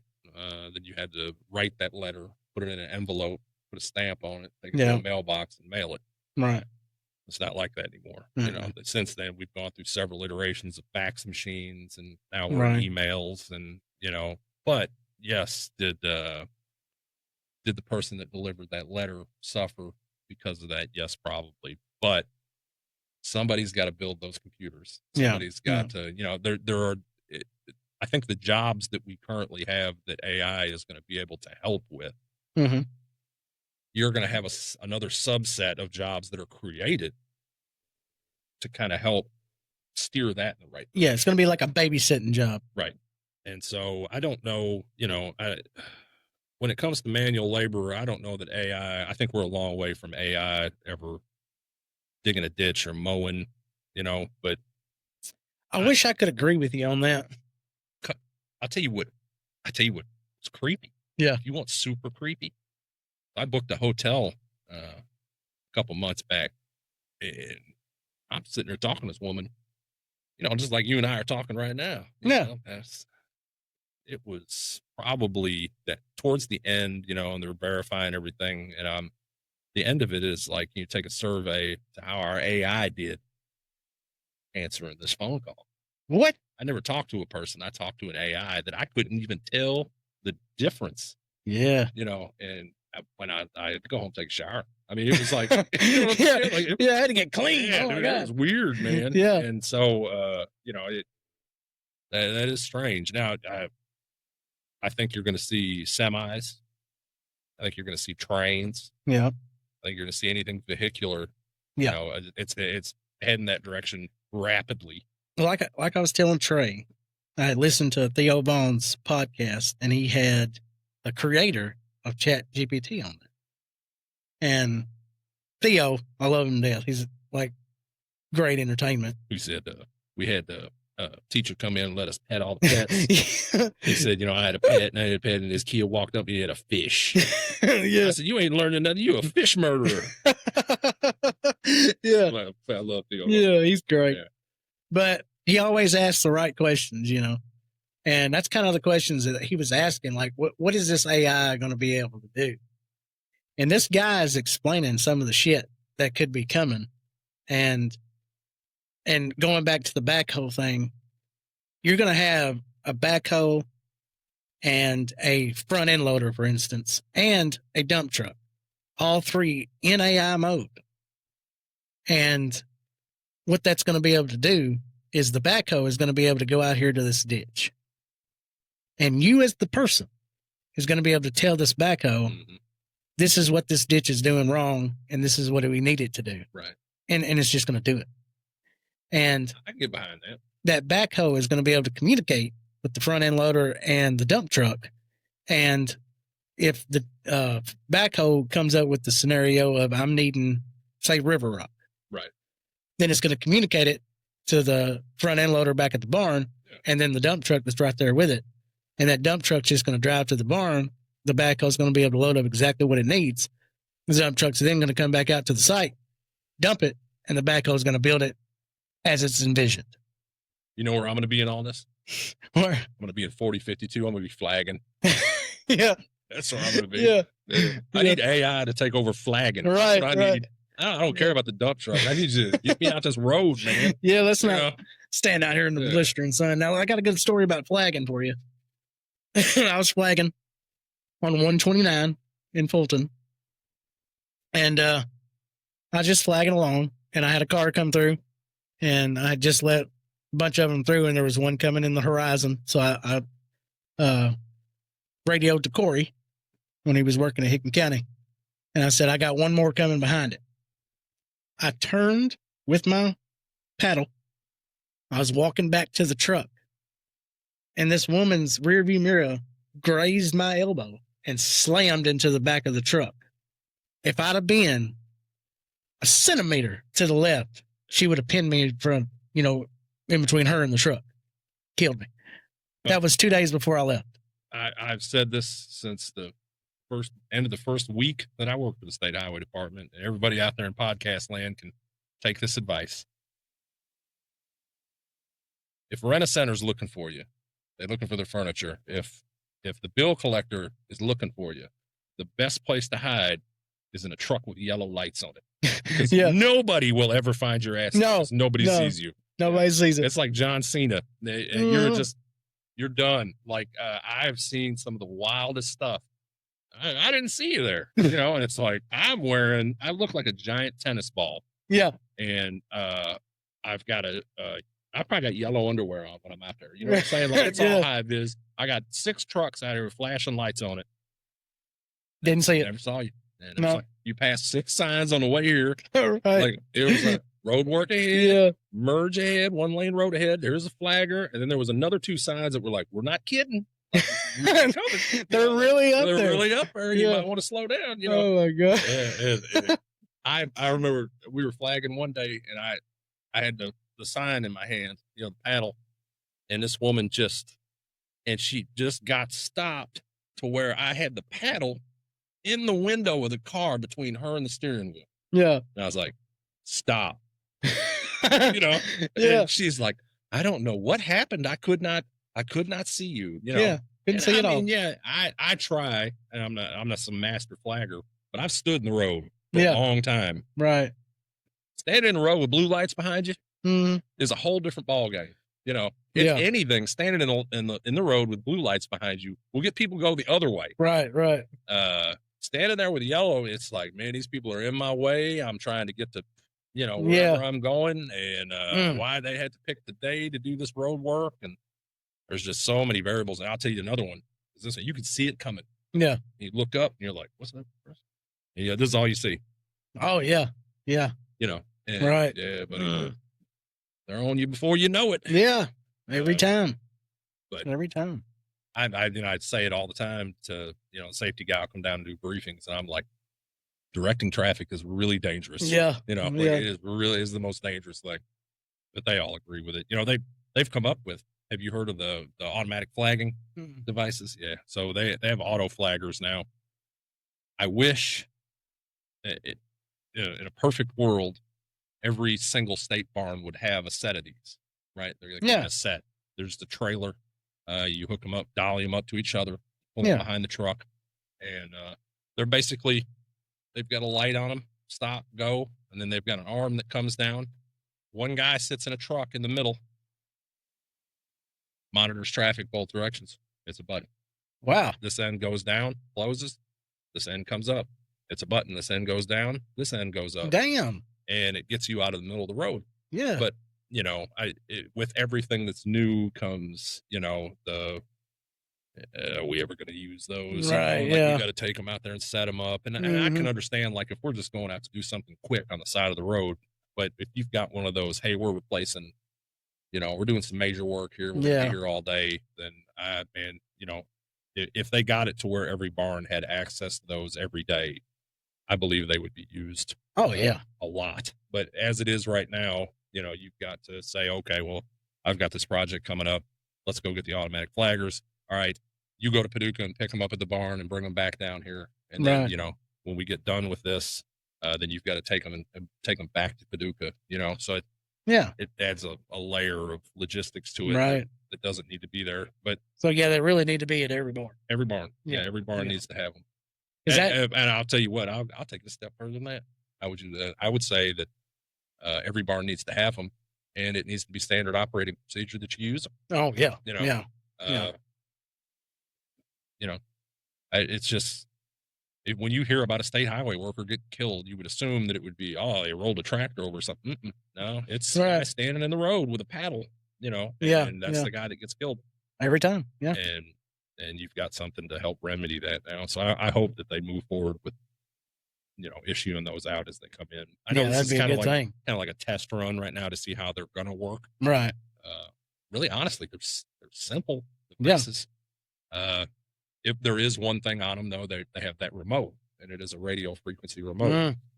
And if you know anything about guys, we're going to lose that damn remote. Yeah. You know, we're going to take it in a can with us and leave it, you know, somewhere. But that really. Get out to the side, have to turn around and go back. Yeah. Yeah. But, you know, I think the benefits far outweigh what could go wrong. But yeah, you know, AI will be doing that. Oh, yeah. Yeah, I gotta take it on over. Have cameras where they can see the traffic. Right.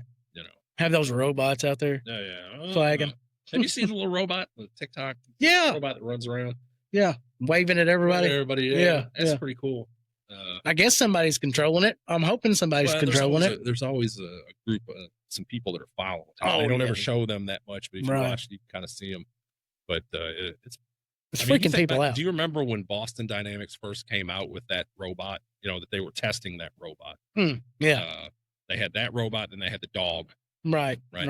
Yeah. And so that, man, it seemed like Star Trek shit 20 years ago. Now this Joker's just running around in a park. Yeah. Now these things are just like bringing you like, what's really cool is we went to for the restaurant, we went to the food show. Yeah. And they've got the robots now that basically, you make the food, they get a scan, it scans the ticket, you put all the food in the robot, it goes out there and serves you. I had one serve me in Vegas. That's pretty cool. It's very cool. It's never going to work like in my situation. Right. It's pretty cool, Yeah. But I was at a Denny's whenever I had one, Denny's in Vegas, and according to the waitress, she was like, you put in like a track plan that it follows. Right. And I guess you just have the like table number that you push whenever you put the food on the tray, push that table number, and that's where it goes. That's pretty cool. I used to think it was cool. The little choo-choo train came around and brought yeah. That was top of the line technology. Top flight. Yeah. You said Denny's, man. That just reminded me. We went to New Orleans one time, and we'd stopped at a rest area, used the bathroom, and this guy was two or three guys, but this one guy was talking to us. He said, "Where y'all going?" So we're going down to New Orleans, I don't have good time. Have a good time, and he said, "Well, that's where we just left, And he had a real thick, like, I don't know where he was from. But He was thick, man, like cold peanut butter. And so he said, "Where y'all going? You can get some good seafood down there." I said, "Well, we need to get some seafood." He's like, "Y'all eat at Denny." He said Denny's. Yeah. Y'all eat at Denny's. And I said, "Okay." And he said, "Man, you got to try it, man. They got some of the best seafood. I never knew that place existed, and they got the best seafood." We all left there and we got in the car, and we were like, we're talking like moons over Miami. Yeah. Like we were so confused. Right. And I'm looking for Denny's, and I'm like, is there another restaurant called Denny's? So it's like the second day we're in New Orleans, and we're on Bourbon Street, and there's all these cops. There's like cops at every corner. There's NOPD, and then there's parish cops. It's just your cops, state police. They're just there. They're everywhere down there. I was like, I'm just walking past this cop. So I walked up and asked the cop, I said, "Hey, man, when you guys go get seafood, like, I don't want some, because there was a bunch of just a bunch franchise of shit. And I was like, I want to eat someplace local. And he's like, "Oh, you go up to Bucktown and eat at Denny's." And in my mind, I could hear that guy going, "Denny's." I'm like, "It's Denny's." Okay. Yeah. All right. I got you. Denny's. Yeah. We went and ate there. It was phenomenal. But nice. Every time I think about a Denny's now, my mind goes straight to seafood. Probably not healthy. No. Well, as far as Denny's goes, man, they had some good ass breakfast. Hey, I don't even know if this guy's still alive. He's not watching the podcast anyway. I had a friend in high school that was infatuated with Denny's. That was his whole aspiration in life was to be a manager or own a Denny's, right? Yeah. And so he had this running shtick where we would go out on the weekend, and then we would always eat at Denny's. Yeah. He'd always take a little bit of Denny's home with him, right? Yeah. And so he had a whole setup in his basement. Yeah, he had a 4-top setup in his basement from Denny's. With all the Denny's plates, the Denny's cups. Yeah. He had all that in his basement. Like he loved Denny's. Like he loved Denny's, man. Wow. He had Denny's shirts. That was his favorite place to eat. And so he would, and I was like, man, look, I can understand plates, cups, and stuff. Yeah. Where the hell did you get that table from? Right. So this dude drives a Mazda RX-7, right? With T-tops in it. Yeah. And he's like, man, one night I was up by the city, and I went into this Denny's, and he's like, I was in there with another friend, and all the waitresses went in the back because there was like a fire in the kitchen. Oh, shit. And he ran out the front door with a table, threw it in that Mazda, and the other dude that was with him had to ride with that table. Now, you got a picture like a Mazda RX. It's not a big car. So he had the legs sticking out the side. Oh, my God. The table was just wedged in there. No way. You talk about meeting strange people in your life. Yeah. He was a hot duck. But he loved damn Denny's. Yeah, he loved fucking Denny's, yeah. He's a conviction. I think he's in prison now. Yeah. Well, he's probably not going to watch him. No. But you never know. Yeah. Yeah. A lot of interesting characters through my life. Hell. But, How you like Recreation Tourism Board? I've only been to 2 meetings. Tonight was my second. And, it's going pretty well, I think. We're going to have a pecan fest this year. October 18th. One dayer. Hey, look, from the jump, when I got on there,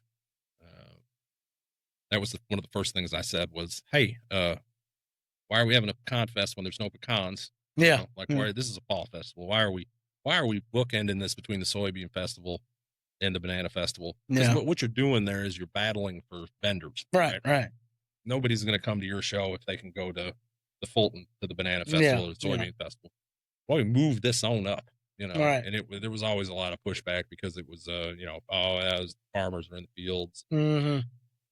So the second time I got on there, I'm trying to think. It was me, Kayla Mullis, Brooke Cermak, John Wiley. That might have been it. But so what we did, we moved it. We moved it on into the fall, and that worked a whole lot better. Right. And so, I love this little town that I live in. I know a lot of people complain about it, but like my kids, they go somewhere and they're like, man, I wish we lived in Chicago. They got all this stuff to do up there. And I was like, yeah, they sure do. Right. And, but my problem with it was always they want you to do a lot with a little bit of nothing in it. Yeah. And so we've reached the point now where, it's, why can't we have something like the Banana Festival? We should have a big festival like that. And I'm like, you've got to understand the difference between the infrastructure here. Right. So Fulton has a tax, cheeseburger tax. What that is that all prepared foods. Yeah. A very small percentage of that goes directly to tourism. Right. And that tourism benefits 2 different cities. Yeah. That's South Fulton and Fulton working together to make this happen. And so they have a person that works, that has a job, and their job that they get paid to do is set those festivals up. Yeah. All the things that happen in Fulton through the year, that person gets paid to do it. Right. It's a different animal. Yeah. It's a whole different thing. Hickman city's going to give you a couple $1,000. Yeah. And then you're going to go out and say, hey, local businesses, hey, local individuals, we could really use some money. Right. And I just write you a check. That was last year about the same time, but right. And you feel bad because you're asking the same people over and over again. And that's kind of where I'm at on the whole thing, because I didn't know how it worked. I'm not even going to sit there and pretend like I knew. Yeah. So going into it, I was open-minded on the part of how do we make this work? Where does this money come from? Right. Where do we get the money to do anything? Right. So I've learned a little bit of that for these last 2 meetings, but where I'm at is, where's our fundraisers at? Where is the work being put in to make these things happen? And so that is another thing. So that you had your fishing rodeo, you had your, what were we doing to raise funds? We would do the bologna. So when Big Head was still doing it, he was selling bologna. Yeah. I tried to keep that up. I smoked 100 sticks of bologna one time. But even that is just a pittance compared to what you would have to fundraise. Right. And they've done some stuff to improve it. I know the electric system out at the park is 1,000 times better than it used to be. And, but it's still it's a struggle to try to make all that come together. I mean, I'm gonna tell you what, I sing the praises of these two, Kayla Mullis and Brooke Cermak. That last year I was there, I don't know how they did it. It was an incredible con festival. Yeah. Like they had gotten all these crazy vendors. Like we had a woman out there with a foam machine, and we had, it was. I remember that year. It was so much going on, and the kids had so much to do, and there were so many vendors there, and I was like, this is amazing. That was a very good pecan festival. But there was 2 people who literally worked themselves to the point where when it was over with, they were like, we can't do this again. Yeah. Like this has interfered in a large part of our lives trying to manage this, Right. And so if you're going to be, then you've got to have people that are willing to put in that work, because you can't leave it up to 2 people to do it, because it is going to interrupt their lives.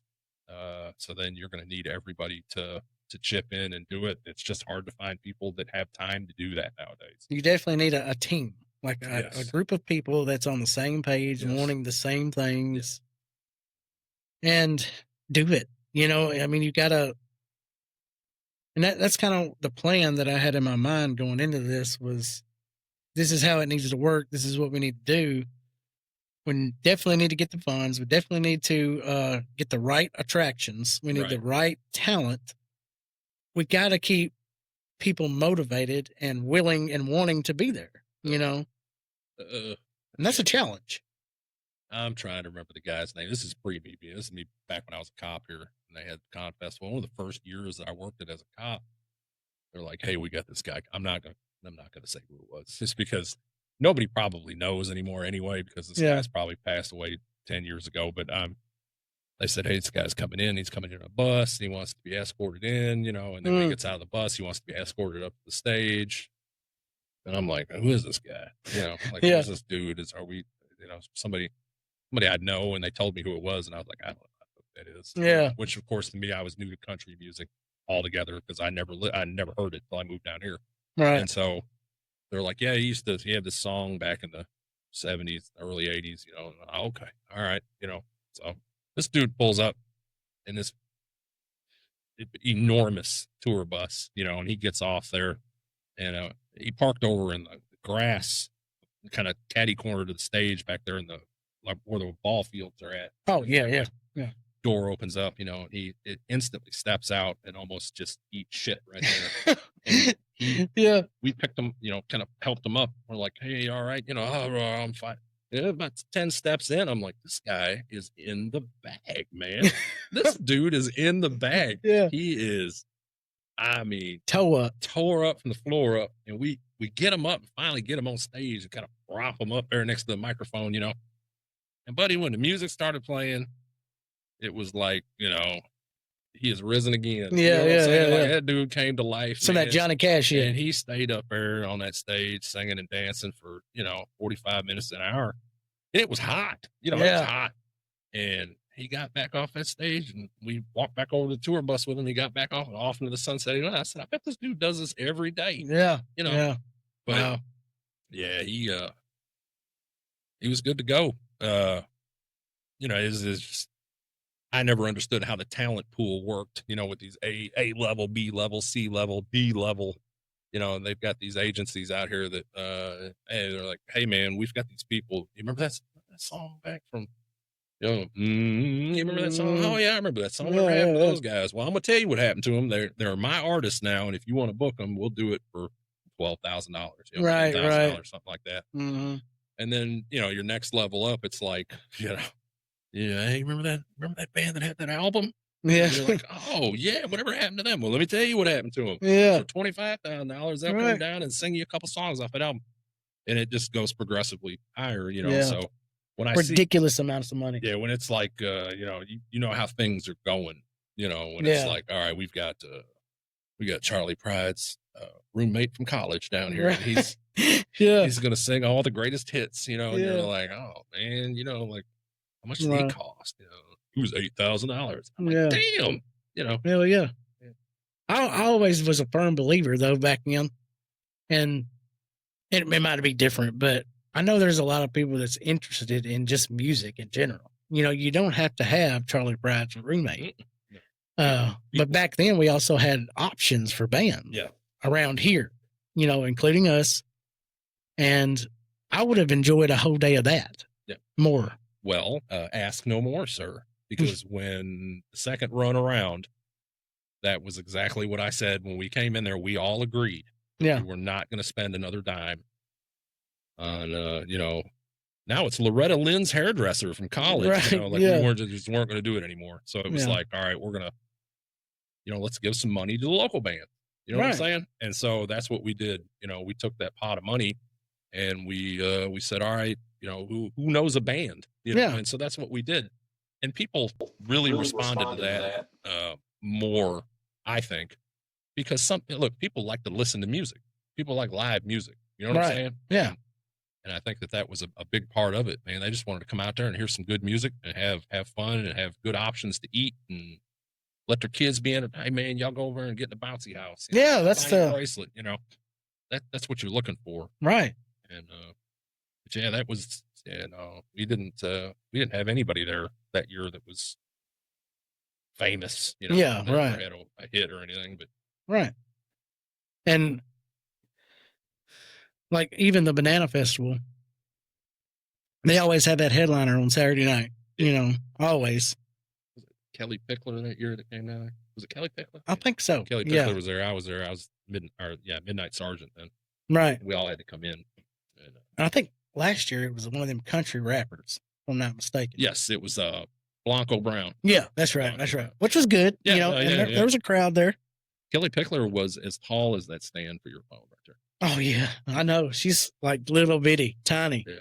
Loretta Lynn's, or not Loretta Lynn, but George Jones's granddaughter was real short too. Really? Whenever she came out to the Pecan Festival. TV's crazy, isn't it? Like watching somebody on television, you don't have any idea really how tall they are, or you see somebody in a movie, right? And you're like, because like up until I was old enough to know better, I thought Tom Cruise was like 6'5". Yeah. Tom Cruise is like 5'8", right? 5'7", something like that. Like, geez. Like if you're watching me right now on the podcast, I am 4'11", and I weigh 130 pounds. Yeah, a couple pounds. Right. But yeah, man, I'm gonna enjoy it, I think, and it's gonna be what it is this year. Just kind of getting it together. I hope it goes well, and we'll see. Like Jill Coffey and Big Head and all them, they were on the Roger Adams, and they always said this: it is that you start planning for the Pecan Festival the day after the Pecan Festival is over with, right? Because and especially, this is any advice I could give you. This is the advice that I will give you. If you have vendors there that are successful, if you've got a food truck or you've got a tent set up or it's something where people are really enjoying whatever aspect is, then you go to that person immediately and say, this is, it's really important that you get a date. Yeah. Set a date. Right. Even if you got a rain date that comes with it, set a date and say, hey man, this is when we're having this next year. Yeah. Pencil us in. Yeah. Right. That goes a long way. Yeah. A long, long way. And I just hope it goes well. It will. I think it will. Yeah, it will. Get one under your belt. You'll be ready for the next 25 years. Yeah. Yeah. Well, man, I can't thank you enough for coming on. It was an absolute pleasure. This is my first podcast. Really? Yeah. I've done a podcast before. It's soothing, isn't it? It is actually. Yeah. I love to just sit around and talk, and so this is right up my alley. Right. I'd love to have you on again in the future.